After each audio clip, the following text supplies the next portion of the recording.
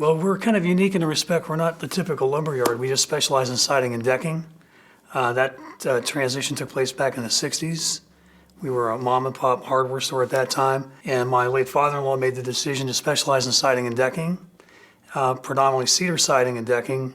And the thing that made us unique at that point was he developed a process of priming and staining it so it could be delivered to a job site to be installed regardless of the weather. I say most of our business is residentially oriented, siding and decking. We do some commercial as well. North of Vancouver all the way down to Salem and to the coast and Mount Hood's probably 80% of our business. We're very involved in the Portland Homeless Foundation, and they work on shelters for homeless folks and do scholarships for kids.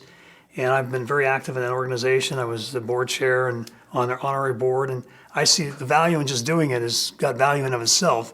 But there's also a practical side to it. People see who you are, they see what you stand for, and that you deliver on what you promise. And it's also just a different arena to show that part of yourself. In a sense, it's kind of an unspoken thing here. I know that sounds kind of corny, but just you'd have to know my father-in-law and the kind of person he was. He was doing healthcare for employees long before that was fashionable.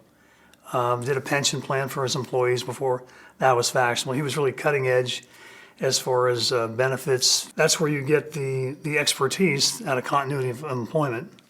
And that's one of the reasons we're successful is because when it comes to siding and decking, we're the kind of people that people go to because they know we have the answers and we've got quality products. You can operate your business in a way that you get short-sighted and think in terms of make as much money over the short term as you can.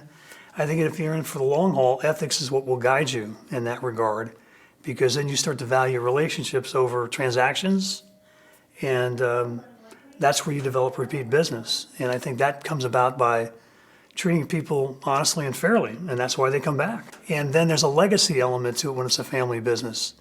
My father-in-law passed away in 2000, but I still feel his presence every day here. They named a golf tournament after him, the Home Builders Association. Every year about 100 and so guys go down to Vegas. It's Ernie's Open. I mean, that says a lot about who he was. If they name a golf tournament after you, you must have done something right.